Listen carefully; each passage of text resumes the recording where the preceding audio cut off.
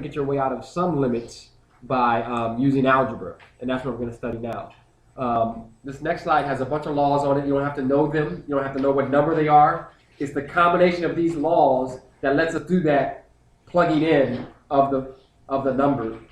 So I'm going to have a constant k, a constant a, two functions f and g, and with these functions, as x goes towards a, my limits are going to exist. The limit on f is going to be L, the limit on g is going to be m, and I like for these guys not to be infinite. They're going to be finite numbers, and we'll see when it comes time for division, we want to make sure that m is not 0. And so if you add two functions and then later take the limit, then you should be able to take the limit on each and then add. The limit of a sum is the sum of the limits. There's nothing different about subtraction. The limit of a difference is the difference of the limits. The limit of a product is the product of the limits.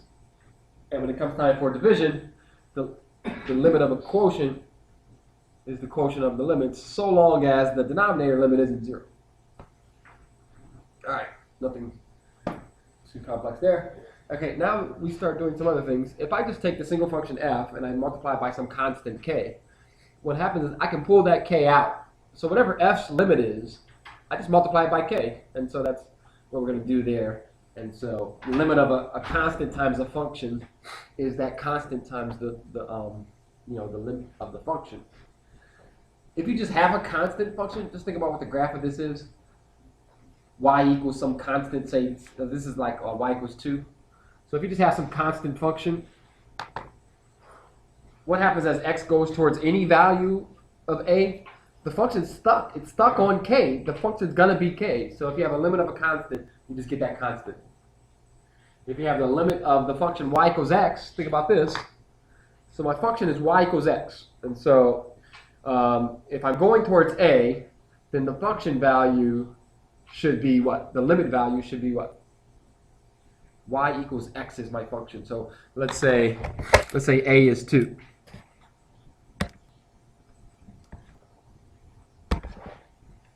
If I'm going towards 2, what's y going towards? 2.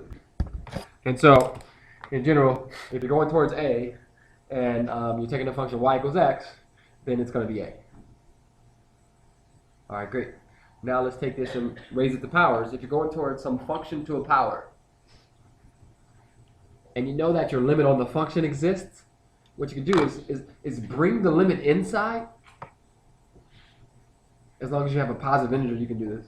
Bring the limit inside and use that function limit and just raise that to the power. It works for if you don't have an integer. If you have a fraction like this, where you have a root, you can bring the limit inside the root. As long as you know that limit exists on the function, and then you just do the root to that limit value. It's the combination of all these laws. Please don't write them all down. It's okay if you don't know them or whatever. It's the combination of all these laws that simply allows us just to plug in x equals a. Okay, so I have to talk about them, and I mean they are the foundation of calculus. Limits are the foundation of calculus. If we talk about a derivative, it has a limit in it. If we talk about an integral, it has a limit in it. And it's these properties, these limit laws that are the foundation. I have to talk about them, but the combination of them basically just says that when it's time to find a limit, it should be nothing to stop you from just plugging in x equals a. Now, the key is that your denominator isn't 0. And so what we're going to look at is what happens when your denominator is 0. And that's when you have to use algebra to get your way out of it and still maybe be able to recover some limit value. Okay, so the next slide is just me showing you how I'm using each, maybe not all of them, but how I'm using these limit laws in a problem. But it's just a technicality basically, and so got to be careful about having a negative number underneath, of course. And so the function value needs to be positive. Okay.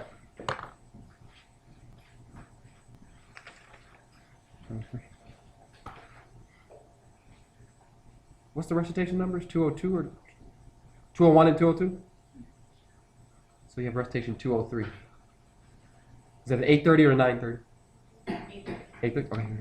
Okay. All right. So this is don't do this. Don't just watch it. I'm going to apply all the limit laws. I have the limit of a quotient. So I'm going to do the limit of the top and limit of the bottom. In the top, I have a limit of a product. So I'm going to do the limit of the left and limit of the right. And then each of those guys, I have a limit of a difference and sum and root. I'm going to do the limit inside, pull the limit inside the root. And then I'm going to apply those limit laws at the bottom, where I just take the limit of a constant to be that constant, the limit of y equals x to be the a value, and then if I have it to a power, I worry about that power later. And so I'm going to have simply 3 minus 2, and then the square root of 11 minus 2, in the denominator 2 squared plus 2 minus, it's the same thing you would get if you were just to plug in from the beginning. And so the combination of those limit laws is us just plugging in the value. There's nothing wrong with that. Except for when the denominator is 0. Then we can't do it. If the denominator is 0, you can't apply all those limit laws. We had that fact that said capital M, G's limit, the denominator's limit couldn't be 0. And so you may still be able to, recover and find a limit value, but you have to rely on your algebra skills. So here's our first example. 2 minus x times x plus 1 in the numerator, and that's divided by x squared plus x minus 6. So when I give you a limit problem, the very first thing I want you to do is try to plug in a number. And of course, if you plug in a 2, what happens to the denominator? 2 squared is 4, 4 plus 2 is 6, and 6 minus 6 is 0. So your denominator is 0. In this case, 2 squared plus 2 minus 6 is 0. So I cannot apply all those limit laws. I can't just plug in. Here's the key. When your numerator is also 0, right? 2 minus 2 is 0. So your denominator is 0, and your numerator is this product of something times 0. So this is 0 over 0. Then there's a chance that you can recover with algebra. Not necessarily guaranteed, but there's a chance. If your numerator wasn't 0, we can talk about that later. But because your numerator is also 0, there's a chance that you can use algebra to get your way out of it. And the algebra technique we're just going to use here is to factor. That denominator, how does it factor?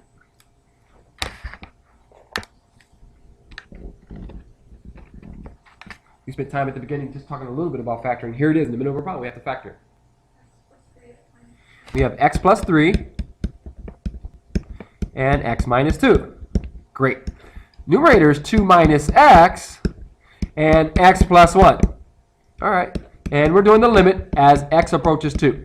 When I ask you a limit question and you do some algebra like this, you have to continue to write limit until the very end. It's a technicality. I'll take off some points if you don't. If you just do a bunch of work and then just put the answer and never write limit along the way, technically I have to take off some points. Okay? You have to continue to write limit until you actually perform the limit, until you're allowed to perform the limit. We're not allowed to perform the limit until we take care of this issue of this term causing you to divide by 0. It's the problem. If we can remove that problem, then we'll just plug in x equals 2. How can we remove that problem? We need to have x minus 2 in the numerator to cancel it out. Yes? Bring out a negative. See, it's backwards. It's 2 minus x. We talked about this in the review. If it's backwards, just pull out a negative. It's factoring out a negative. It's the same thing. Negative 1 times the quantity x minus 2 is the same as 2 minus x. And then we can cancel. Great. Good job. So we can cancel. We have taken care of our issue of division by 0. This is causing us to divide by 0. And now it's gone. Now you don't generally have to write the next step, but I'll go ahead and write it. The next step is just, okay, now that it's gone, what's left over?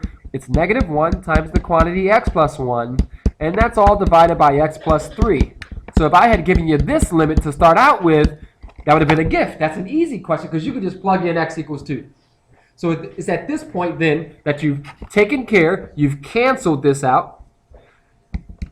You need to cancel this out somehow, if you can. And now that you have canceled it, there's nothing to stop you. Just go ahead and plug in x equals 2. And whatever you get out is your answer. And notice I continue to write limit along the way. Okay, final answer of what?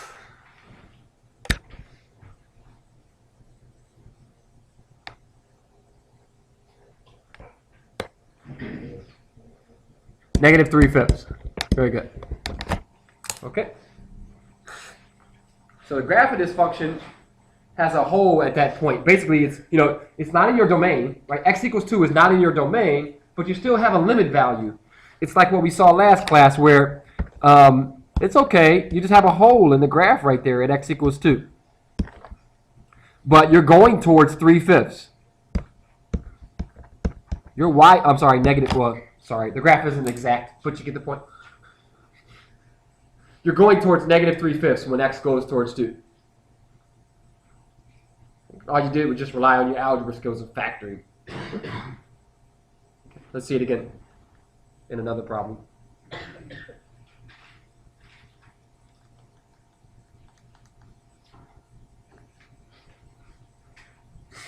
This time, nothing's factored at all. We have x cubed plus 13x squared minus 18x, my numerator. My denominator is x cubed minus 27. Okay. On your cheat sheet, you should probably write these guys. They're kind of hard to memorize. You might get them wrong if you try to rely on your memory. We have a difference of cubes in the denominator. 27 is a cube, and x cubed is a cube. And so we have to rely on this formula to be able to factor that, the difference of cubes. It's not some formula that you have, maybe if you have that memorized, that's great. I tend to make a mistake with where the pluses and the minuses go. They have the same elements in it, A's and B's and AB's and A squares and B squares, but there's some differences with the pluses and minuses. If you want to try to come up with some memory technique to help you out, that's great. One formula is for the sum of cubes, and the other formula is for the difference of cubes.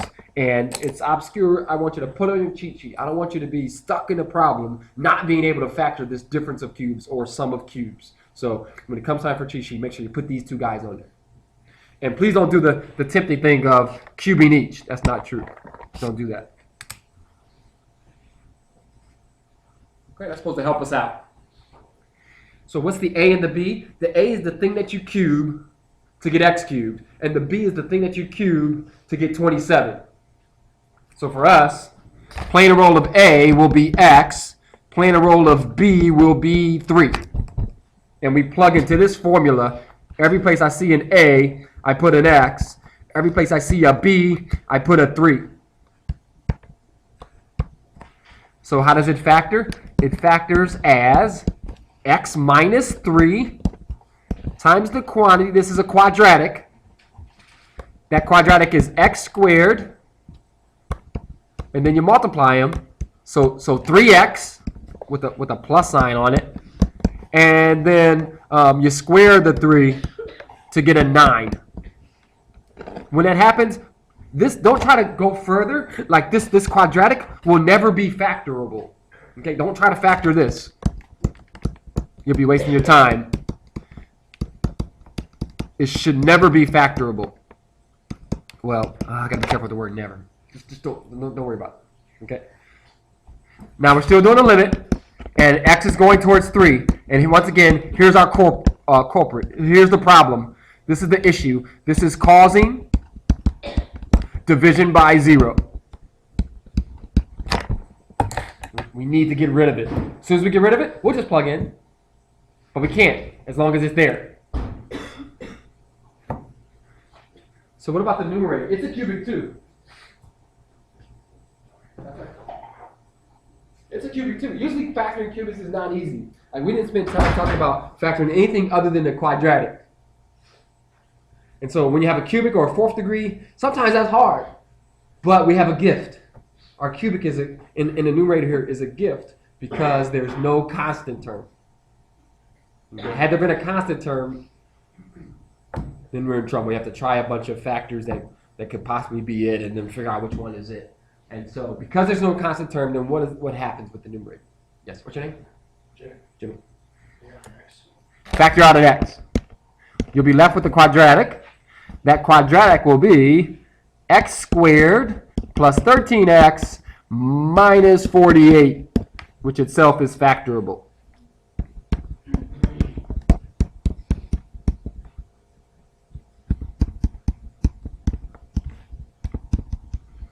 You can kind of cheat, right? You know the issue.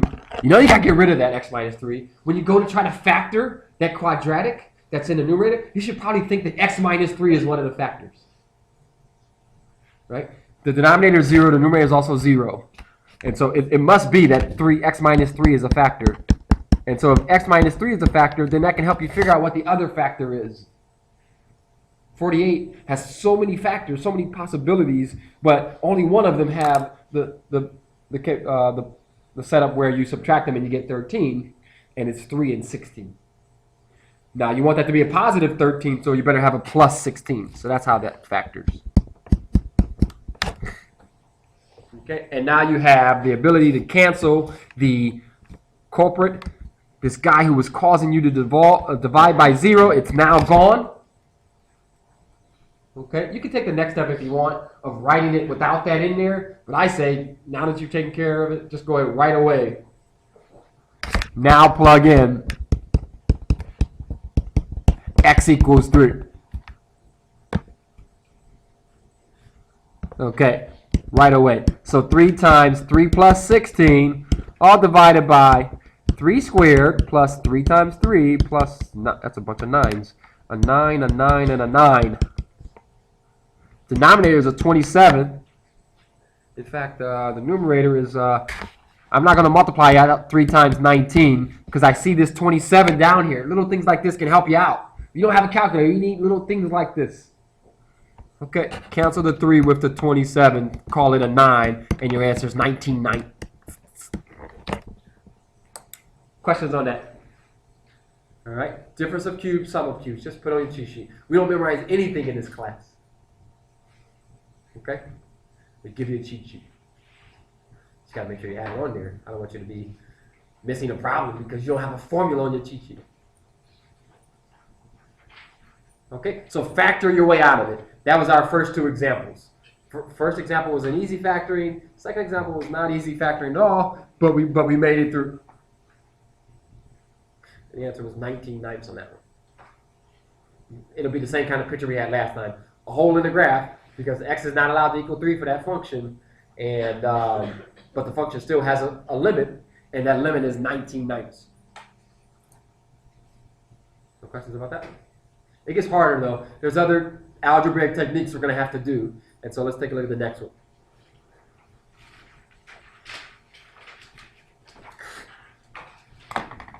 No factoring here. We have a square root of x plus 3. All that's underneath the root. Notice that the 2 is not underneath that root. A lot of my students, for some reason, they just want to extend that root. It stops for a reason. It's not there. The minus 2 is not underneath there. Please don't do that. Okay? And so my denominator is x minus 1. And of course, if I try to plug in a 1, I'm dividing by 0. 1 minus 1, I'm dividing by 0. But I plug into the numerator as well. And 1 plus 3 is 4. Square root of 4 is 2. 2 minus 2 is 0 as well. So maybe I can use algebra to get my way out of it. Okay, maybe I can algebra my way out of it. Algebra is a verb now. Okay. Possibly.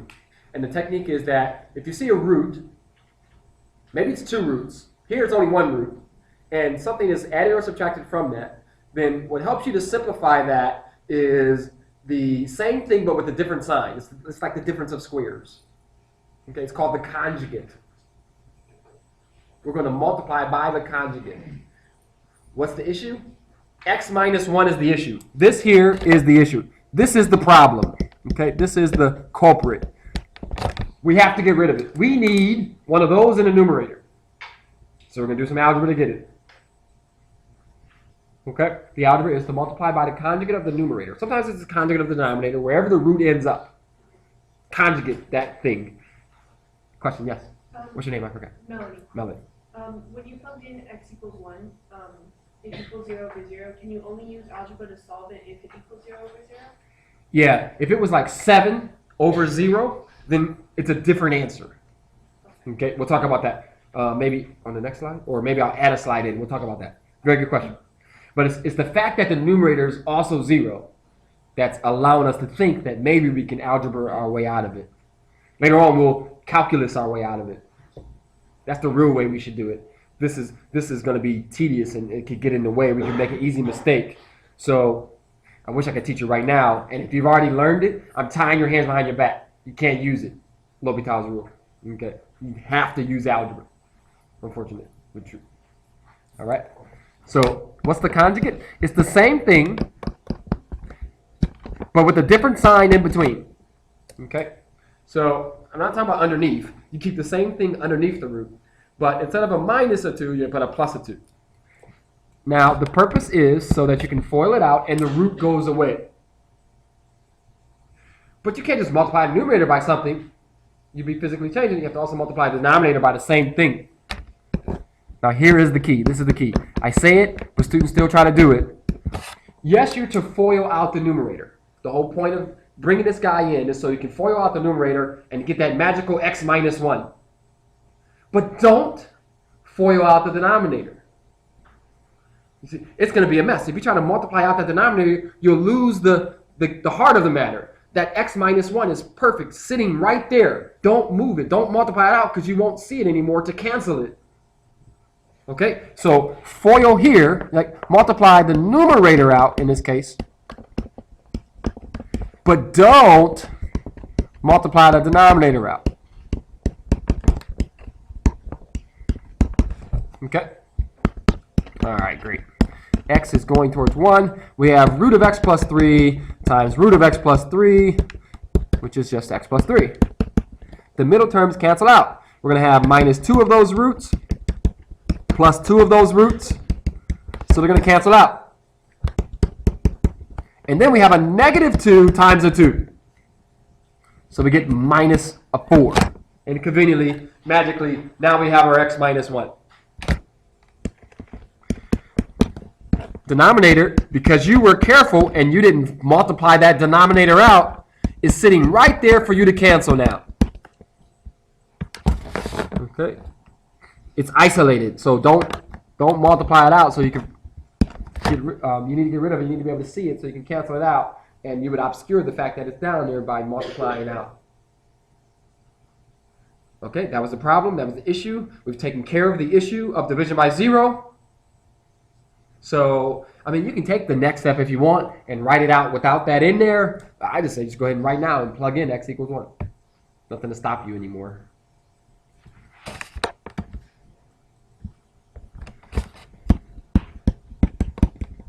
Okay, now we can just plug in.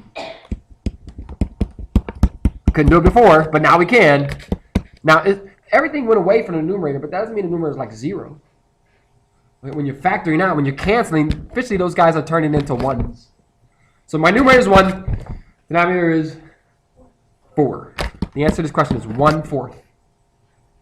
And the technique that we used was multiplying by the conjugate. Okay.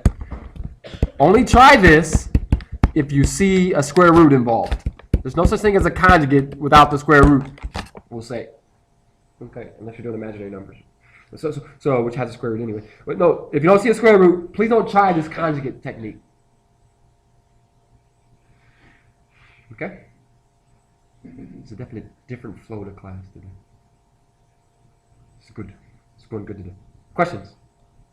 Gotta ask questions. You're good? All right. Sounds good. Okay. Next question. Different technique. We talked about this when we were doing the review.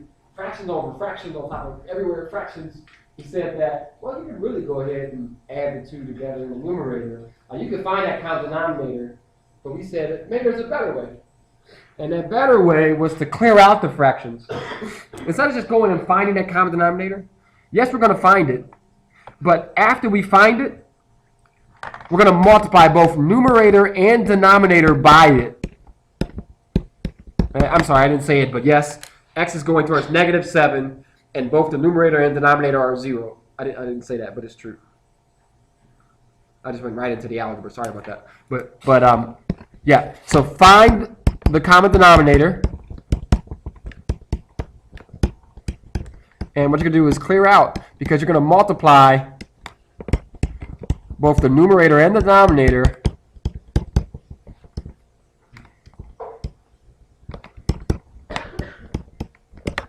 by that.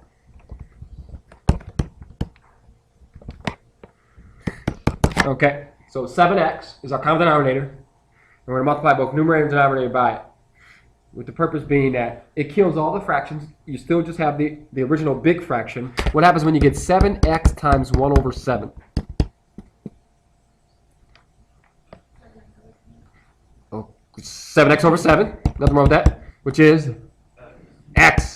Very good, very good. How about 7x times 1 over x? 7. Okay, so my first thing is an x, and my second thing is a 7. In between them is a plus sign. Oh, that's really convenient. I'm not going to multiply this 7x across here and call it 7x squared plus 49x. I'm not going to do that. I have this guy identified, isolated. That's the problem. This is the issue. I need to get rid of it. Let me leave it isolated so I can just get rid of it. But don't forget, LIM, x goes to whatever it's going towards. Okay, these are now 1s. Now just plug in x equals negative 7.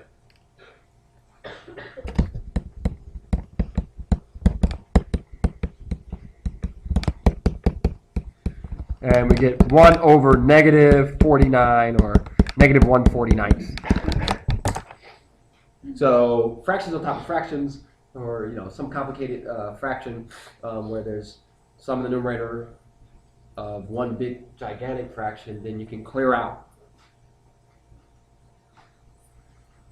Question on that? Okay. This is the last little bit you need to be able to do those problems that are at the end of the second homework assignment. The first part of the second homework assignment is all review still. And then it's the second part where these are old final exam questions where you're just using algebra to get your way out of the limit.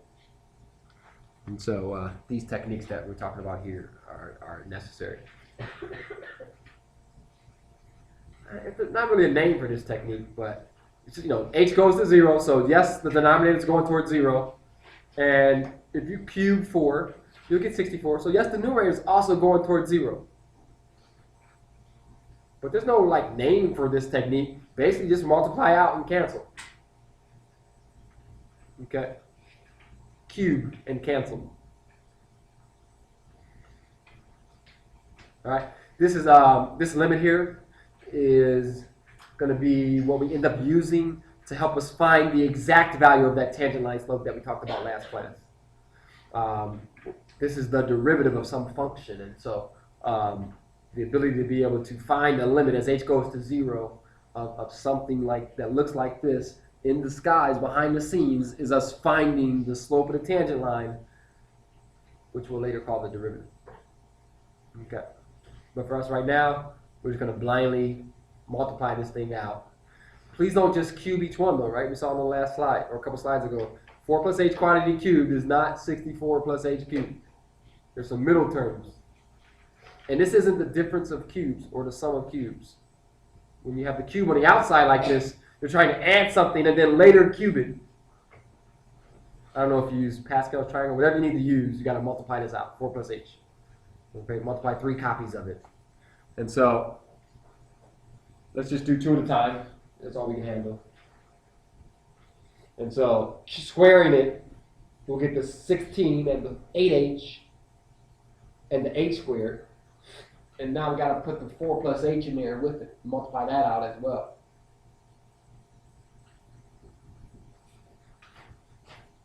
Okay, a student taught me this neat technique here. You don't have to do this, but I would just multiply the 4 out times all those guys on the left. Then multiply the h out times all those guys on the left. And then when you do it, use the different places as columns. And when you go to multiply the h out times all the guys on the left, put the h's with h's, h squares on top of h's, h squares, and so you can just add linearly. I guess I'm going to say, add vertically here, and you'll get what the result is. You also can use Pascal's triangle 1, 3, 3, 1. When you're trying to cube something, there's these coefficients in there. But whatever it takes for you to get it, that's what your numerator is all multiplied out. I should have done it in a different color, I'm sorry, but here it is, all multiplied out. not that you have to do it that way. You can just do it all on one line if you want, whatever. And so we get the answer, because what's going to happen is I need an h. I have a lot of h's in the numerator. Don't try to do something illegal mathematically, like just, oh, I see an h, let me just cancel it. You wouldn't do that ever, right? Right? You never do that, right? Okay, good. Not with plus signs in there. Okay, so we need all h's in the numerator so that we can factor out an h and cancel it. Now that we have this 64 here, and this 64 and this plus 64 and minus 64 cancel. So we have an h cubed, a 12h squared, and a 48h. So we factor out an h.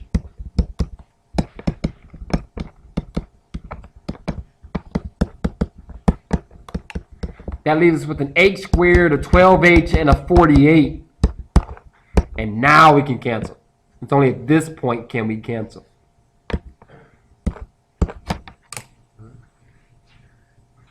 You know the problem? You know how to solve, how to find the remedy to that problem. You just got to make the connection using algebra. Yeah. And what am I going to say next? Just plug in h equals 0. Okay. And what we get is 48.